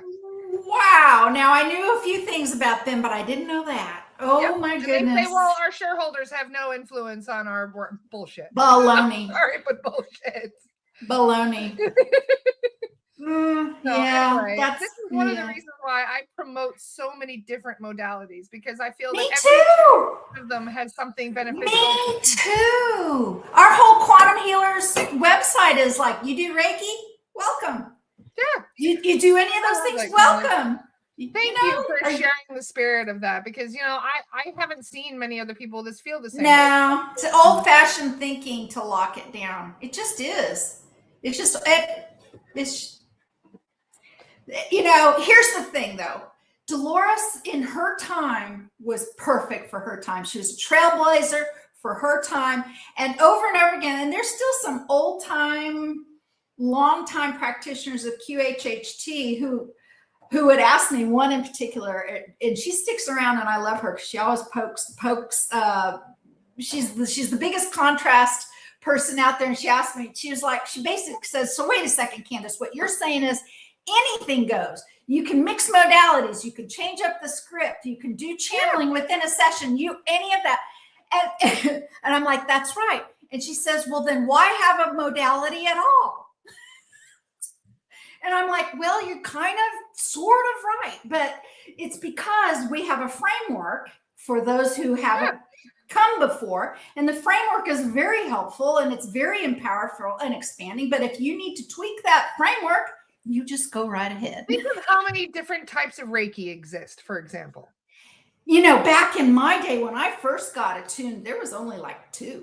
Well, yeah, that's the thing. You started, and it was $15,000. You had to pay $15,000 to be attuned, right? Oh yeah, that? Holy cow! Oh, it was huge. Oh, I didn't. I was one of the first rebels when it was like when somebody was rebelling out of all of that, saying that's ridiculous. I'm not doing that. Yeah. It's all been. You know, I honestly feel it's important to research every one and just see which one vibes with you the best. Right. So do you mind explaining, you know, a little bit about BQH and how you're training? Sure. I would love to talk about BQH. So BQH was born only because I did QHHT for so long and I learned so much from Dolores, but there were things that needed expansion. There just was stuff that wasn't addressed that needed addressing. So one of the core foundational elements of BQH is the freedom principles. We have all of these freedom principles. So it's all about freedom. My middle name should be Freedom because it's so important to me to be sovereign and free and not be controlled by anything or anyone, as long as I'm not hurting anyone or assisting my client, etc. But some of the core foundation has to do with the intention for a session. This is different than the questions you bring for a session. We really explore this big concept of what is your intention for the session. And that's a part of it because that intention is a kind of an umbrella. And sometimes it shifts and changes, but we construct a BQH session so that the practitioner completely understands why the client is there and enters energetically into that intention. Beautiful. Because it's still probably a little bit out there, but it certainly was 15, 18 years ago that there were people who got into this work not to help people. There's still a few out there. They're not out here to help people. They're here. You know what they want to do? They want to write books, or they want to learn the secret of this, or they want to apply the knowledge of that to this or that, whatever. And so what we do is we align the intentions energetically and with words and all of that. We also very much through some of the heart math stuff, right? We get our heart energies aligned. Those energetics are aligned before we do a session. And we also bring water into the mix. Believe it or not, those of you who have been through Dolores's training, I think it's touched upon a little bit, but Dolores actually used to say things like, now you don't want to drink too much water before a session. And I'm like, throw that out the window. Please be hydrated. You have to go pee in the session. Exactly. But guess what? BQH says, oh no, we like the peeing. We like the peeing because that's the releasing. And we don't, we do a water programming, a la Emoto, Veda Austin, all of that. That is all wrapped up into the whole foundation and the framework of BQH. And we say, if you need to get up and pee in a session, whether it's online or in person, that is removing blocks. That is removing some of the stuff that you are asking to leave. And even more importantly, what we say is if the practitioner is aligned energetically and with the client there, and the practitioner needs to pee, well, guess what? You go pee too. Because how can you, with your client, say, we're going to release that block if you're over here gripping your bladder? How can you do that? You really can't. You can't do that nicely anyway. So we say that energetically, we've got the registration marks together, us two, with our teams. We bring them in, we do the clearing before the session, the energetic alignment. And then during a session, we say, as long as you are keeping the client's intention and as long as you are keeping the communication going, anything goes. Anything goes. Here's an example. This actually happened right as I was developing BQH. It didn't even have a name yet, but I had a woman come to see me. I'm still doing QHHT. I'm being flexible, and frankly, Dolores was flexible too when she was alive. But anyway, I'm doing QHHT. She's so anxious. She's there for anxiety. She lays down. She's so focused on the performance and all of that. She can't relax. Nothing. And it's at one point, I'm doing everything I know how to do. And I finally said, honey, do you just want to sit up? Yes. So she sits up. She sits in my chair. She gets off the bed I have there. She sits in my chair. And I'm doing Reiki. So here's the mixing of modalities, you know. I pull her up off, right? I mean, I've already said the induction, tried a few things, kind of shut it down, put her in the chair. I do emergency Reiki on her. I do that for a little bit. She finally, her shoulders relax. That she's not facing me. I'm behind her and she's looking that way. And I'm doing a kind of a Reiki session. And then I'm just starting to channel. I've got my hand on her. I'm hearing her guides. Her guides come through me, come through the thing. Do you know I end up singing, and I end up singing light language. Now, here's the thing. I don't normally do that at all. And I am not a singer. I really am not. Something, the combination of all of that, her team, my team, the whole thing, I end up seeing in my vision light language. I am singing, and I'm like, whose voice is that? Because I don't have a pretty voice. Certainly not for singing. I've learned how to tame it for hypnosis, but not for singing. It was everything. All the information, all the downloads, all the things. And an hour later, when she turns around, she's a different person.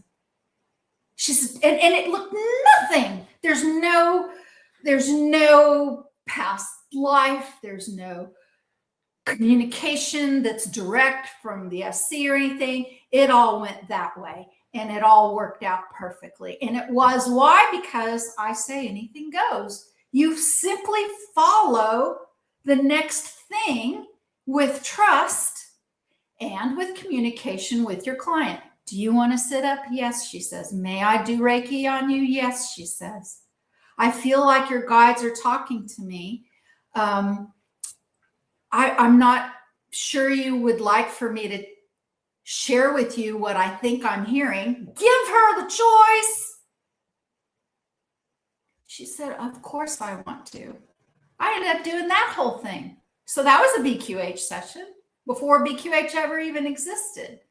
But that's what BQH says. And it also says, tandem sessions. Some of the craziest, most amazing things I've ever done is put two people down at the same time and have a journey and have an exploration and see what happens. We do that. I love that. Yeah. So, just, and you get to decide all the things. You get to decide when you're ready to practice. You get to decide how much you want to charge. We don't do anything like levels or anything like that. And we say, as long as you are taking care of and communicating well with your client, whatever they agree to is what we do. And many BQH practitioners do the spirit release thing, that they find that that's been a part of what they do from the beginning. There's different ways to implement it, and this is actually what got me fired, was saying that we should do a sovereignty check before we do hypnosis, just to make sure that the client is sovereign and there's no entities influencing their free will.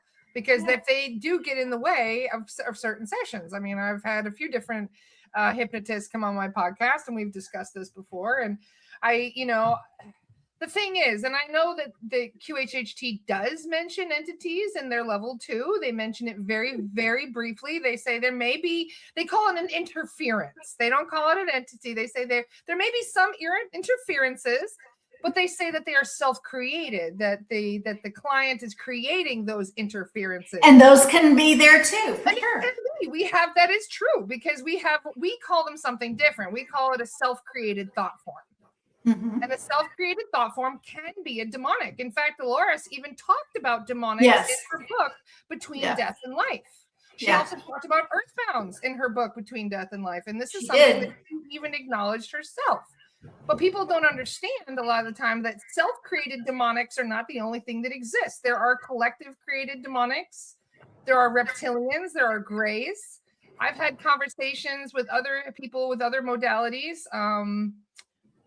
Lori McLaughlin, what was her name? Oh my gosh, my brain is just not working with me this morning. But there's another hypnotist. I believe her name is Lori. But she does hypnosis, and she helps people who have been abducted by grays. She helps a lot of abductees.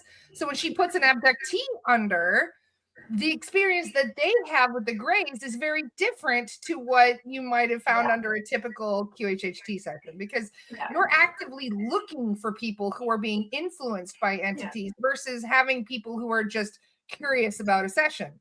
Mm-hmm. So with certain modalities, you're more likely to find because you're who are going through things that are caused by entities. So exactly. Modalities tend to find them more often than others. Exactly. And that was Dolores's whole approach. Is I just didn't want to focus on that. Many of my clients are dealing with extreme mental health disturbances. They're dealing with schizophrenia, bipolar, suicidal thoughts, and all of these things. So I already expect entities to be there when I go in doing the clearing. They come to me because they're dealing with entities. But when you have a different intention for your work, people are drawn to it for a different reason. Exactly. So your work is more interested in the healing aspects of healing the different layers, the timelines, the subconscious, stuff that they're working on. So that is a greater focus, and there's less entity involved with that, because there are more deeper seated issues that you're working through that are not entity involved. Right. And the more after 18 years, my space, my stuff, my whole energy field is full of that and a lot of physical stuff. So that it becomes its own raw, its own energetic, which is why, even before discovering Dolores, like people be like, want to go to the movies or go see a horror film. I'm like, I don't know. I don't go to anything like that. Oh, come on, it'll be fun. Fun for you, maybe. I don't go to that place. From places like that, from watching things like that. That's what those things are designed for. Is to create those thought forms in the astral. Exactly. And you and I went down two very different paths in training, and yet we come up, we meet at the same realizations. Yeah, because we're open and respectful of our intention and our overarching focus, which is to help people live better lives. A session that I talk about a lot, because actually I was really talking about this yesterday to somebody who I'm going to have a session with, who's quite a well-known healer in her own field. And I was so surprised that she had contacted me, but I'll leave that there. But I had another such person come to see me many years ago, and she was so focused on the next level of her own healing practice and focus with her star family. She just felt like she wasn't quite tapping in, and she wanted to do a session to sort of get more clarity on that. And she had these big plans and all of this stuff. And this was long ago. This was long even before Dolores passed away. So maybe 2013, even something like that. She came to see me. She drove a long way. She drove hundreds of miles to get here. And her past life was of this young child who was born in the time of famine and was an orphan and needed to be rescued by a family somehow, because her own family had passed away. Everyone was hungry. Everyone was, the whole village and all that stuff. And she found herself in a position of another family, everybody struggling. But this family said, you know what? You can stay here, but only if you stay in the back with the pigs and fight over scraps. So this whole past life was all about the pigs and fighting over scraps and fighting to remain physical and stay alive. And then the SC portion of the session, very admonishing SC. You came to planet Earth to be a human. Your focuses should more be on these things. You have your head in the stars. You're not looking at these very earthly things that you need to be. I mean, it was quite I've had a the similar shift. pep talk from my own higher self. Yes. Quite the shift. And when she came up out of session, this woman remembered everything about the pig life, remembered nothing about the S. She was totally somnambulistic on this side of it, but she remembered all of this side. Laura, So she was in a deeper trance when talking through the. Oh yeah. And I've proven that over the years with voice prints. You can watch a voice print like this over here on this past life side, and then down here, the brain. It's not always that dramatic. It certainly was for her. She was so mad. She was so mad, and she transferred. The pig life. Yes, she transferred all that anger to me. It wasn't quite this extreme, but it was a little bit like this. I drove X number 100 miles for that. What?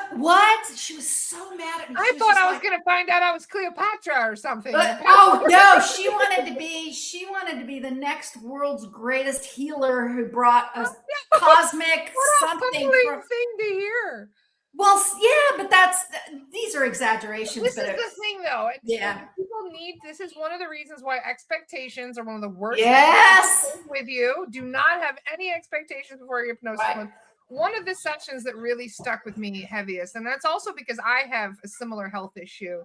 I have fibroid issues that I've been working with that are a generational thing, and a lot of it is tied to trauma from my family generation, especially on the women's side. But this one person had severe fibroids, and she went for a hypnosis session to find out why. And she was hoping to heal the fibroids, and was hoping for a miracle, basically. Like, you go for a session, the problem's gone. Yay. Like, a lot of people have that, sometimes it does happen, but those rare occasions make other people believe that it's likely for them. Oh, yeah. So she came to the session, and she went into a past life as a slave owner. And it was not a very nice slave owner. The slave owner was taking liberties. We'll put it that way. I'm trying to say wow. it way. Well, you psychically told me exactly what that way. Was helping himself, so to speak. Sure. Yeah. And they couldn't say no. And so that the fibroids is the chosen penance, the chosen recompense for this lifetime. She was a man in that lifetime, and now she's a woman. Now you've got the shoe on the other foot, so to speak. Now you're a woman. Now you get to see what it's like to be a woman who is in a disadvantaged way, because you had all the power in that life. So in this life, you're going to have no power. You're going to see what it's like to have no power. And on top of it, you're going to have debilitating physical health issues. And one of the things they wanted to know is, can it be healed in this life? No. Nope, it can't. You can go ahead and have surgery. It's just going to create new problems in a different way. Right. And they said, well, am I stuck with this for the rest of my life? And they said, yeah, this was your plan. You chose this. You had to deal with the karma one way or another. You did horrible things to people. And it's not your fault now because you're a completely different person. But you still have the karmic debt that you have to make up for. And that's heavy. That's hard to process. I've been trying to heal this. I've been trying to heal this forever. You know what? I've been told I can't change this. So in some books and other things, they say, there's just something you don't want to see. And I've explored this because I'm terribly nearsighted. Do you think it helps to learn the context? I think it does personally. I think it helps people to accept it. Yeah. The reason I have this 100% I've more than one session has said, if we were to take this appliance away, you would forget and you would become complacent. This is a 100% awakened reminder that what is real is not what I see. Wow. That's right. So this whole thing about, your knees don't work because you don't want to move forward. You have glasses because there's something you don't want to see. Not always. Yes, I've heard that before a few times. Right? Yeah, that's why it's like dream dictionaries or whatever. You look it up, that's your problem. I mean, that's BQH2. We look for the root cause of whatever, and that's what you found with this fibroid woman, the root cause.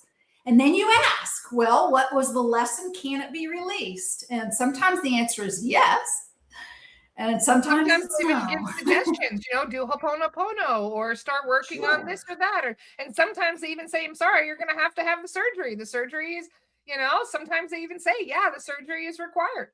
Yep. So they will give you insight into what's going on. And sometimes, it's not what people want to hear. Sometimes it's the opposite. And I've had a few clients who get quite offended because we kind of skip the hypnosis. With the work that I do, we go straight to the Akashic records. We go straight to the soul guides. We clear the client. We can see what's in the client's etheric. Hypnosis is less necessary, I think. It's just a faster version. I don't have to sit there for 5 hours. I can do a clearing in 15, 20 minutes, and I can see all these aspects and I can get these answers from the client's soul guides because I mean, that they know everything about you. That's their job, is to know what's going on. So to go straight to the, straight to the subconscious.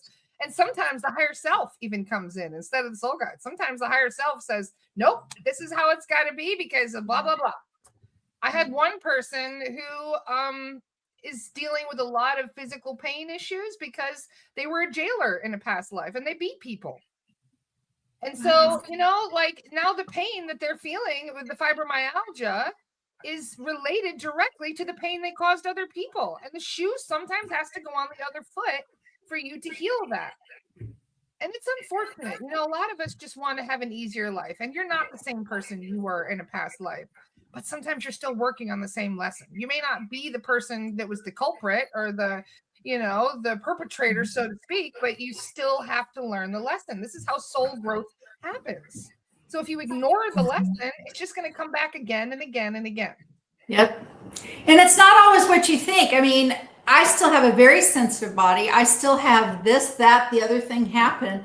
And I have been told over and over and over again, if I'm not working on some sort of physical challenge, never anything terminal, but just something, then I won't remain in my body.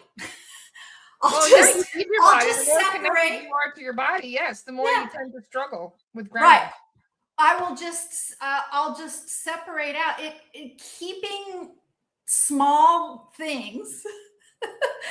It keeps me in here because I can so easily just leave the physical form. So in some ways, these small, it's like the constant little issue to keep me embodied. Like you gotta also mention the fact that a lot of times the issues are not even a karmic thing. Sometimes, like allergies, for example, sometimes it's not karma. You're just having struggle acclimating to being here in the 3D and the density, the heaviness of 3D. And we've also found that some people, because of hypnosis and because of the things we talk about, there's a lot of misconceptions as to why people have certain illnesses. I have some people that come up to me and they say, well, why do I have cancer? Why do I have this? Why do I have that? Can you look in my Akashic record and find out? And other things we found are environmental factors, are emotional factors. You can get cancer from anger. Oh, absolutely. It's a huge root cause. You might have just inadvertently triggered it from a past life trauma or from not bottling up too much emotion over time, creating blockages in the body, which end up as manifesting as physical symptoms. So it's not always the lesson that is the cause. Exactly. Sometimes it's even just a side effect of things that are occurring. It's true. It's true. Allergies. I've got a great allergy story. I was telling this woman, it was years ago, a little care provider of my dad during the day. And we've got cats around here. And she's like, well, I'm okay here because you don't have carpet, but I'm really allergic to cats. I said, I have found for some people that it's pretty easy to let go of some allergies. And allergic has to do often with fear. And I told her this story about a whole different other session. And I looked at her and I said, maybe there was some time when you got really, really scared. And I even said, and it just came out of nowhere, I said, maybe it was like around Halloween or something. And she just went. And then she tells me this story about the time when she's like 4. All this is happening. We're standing at the kitchen sink washing dishes. She tells me a story that a cousin of hers took her when she was 4 years old down the street to a neighbor's house that set up a garage to be like a haunted place that, for Halloween. Yeah. But that there was this really elaborate setup, and there was this place where they had a box that looked like a coffin, and that the door opened up and this giant thing would come out of the coffin. It scared her so bad, it created some trauma there. At the same time, a cat was by her leg while this thing came up out of a coffin, scared her, traumatized her like you can't even believe. Next thing I know, she's sitting down at the kitchen table and she's crying with this memory. Her allergy leaves her. Her allergy is gone. It's just a realization. No session, no nothing. A story. I'm telling her about another allergy that leaves because of fear. She connects the dots while we're washing dishes, ends up being able to adopt the cat.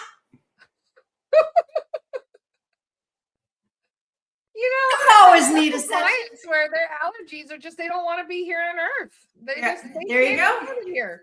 There you go. Other people, I had one client that she booked because she was going deaf. It was her niece actually booked. And we found out that the aunt turned it off. She was tired of talking to people. She wanted to be left alone. She turned her off her own hearing. Her intention. She's like, I don't want to hear it anymore. I'm done. Other people, they struggle with eyesight. Sometimes they don't want to see the evils of the world. So their eyes start to fail on them. So there's themes that we manifest without even understanding. Sure. And I love the fact that both of our modalities help people to understand and find those triggers and to work on healing them. Yeah, root cause. Root cause is everything. Always go to the root, right? Always, always. And it's not always what you think.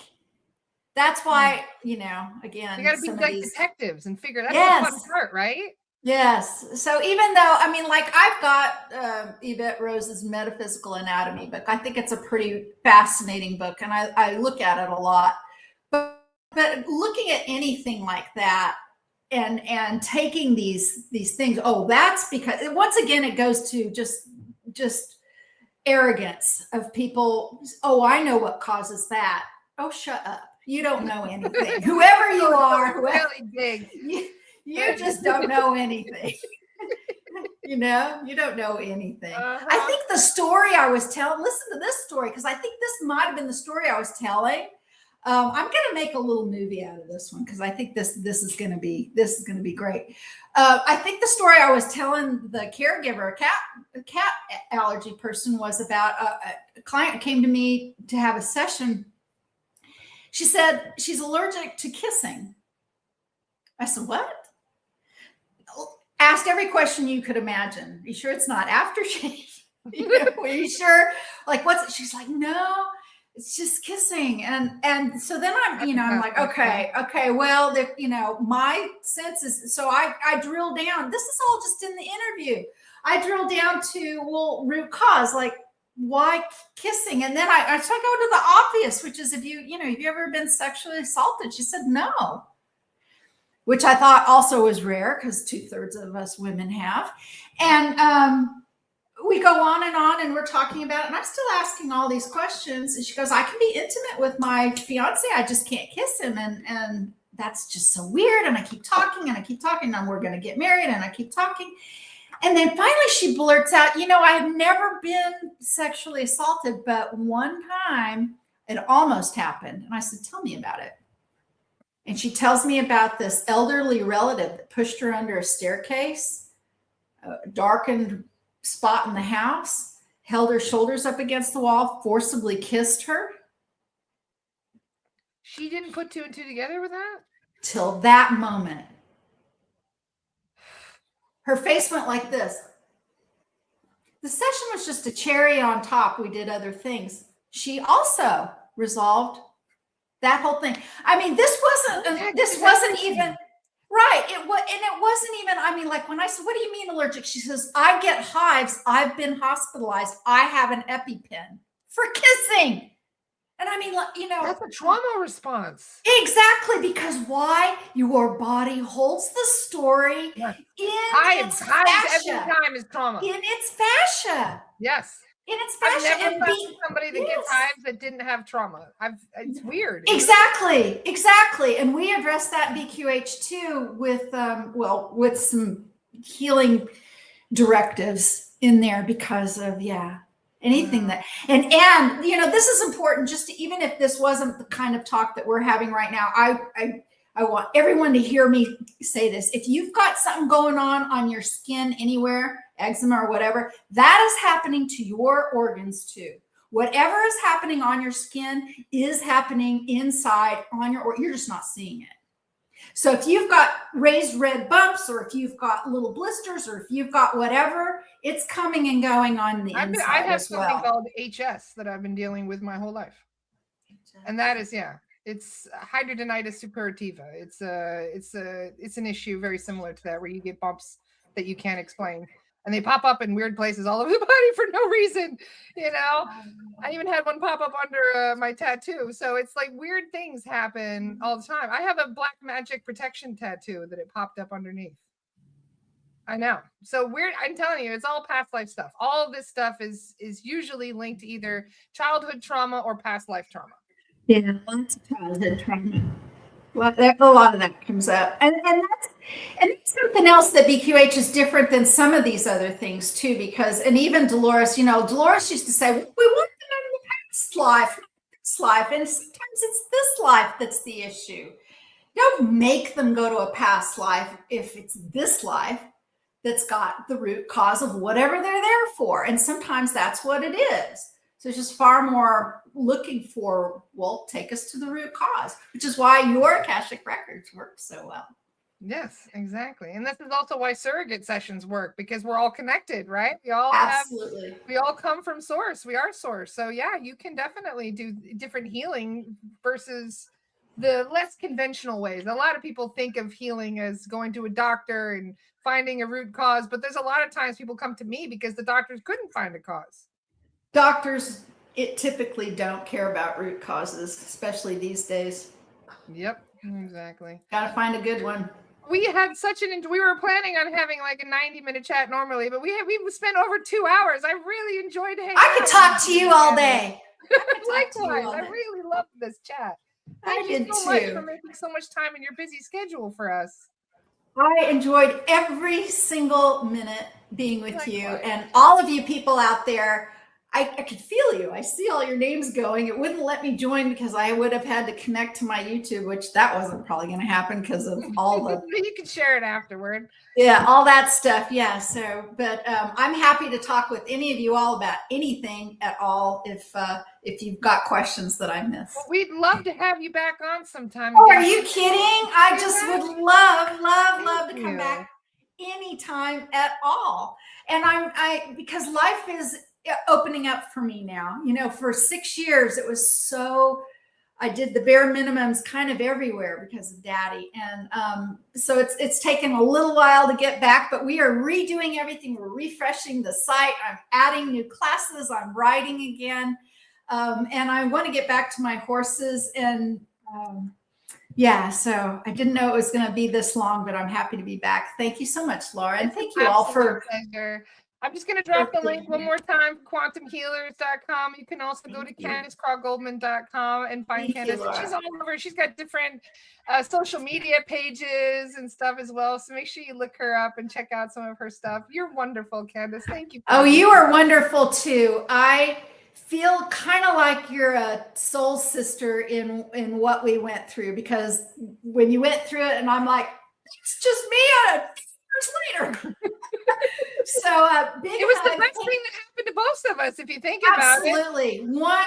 100% the absolute best thing that ever happened to me. Because I kept saying, I could just go ride horses. I don't need to do this anymore, being blackballed and all this ugly It's a stuff. vocation. This is why we're here. Candace. Well, every time I sat in meditation, they went, you need to keep doing this. And, I released BQH just before COVID. And suddenly that was everything.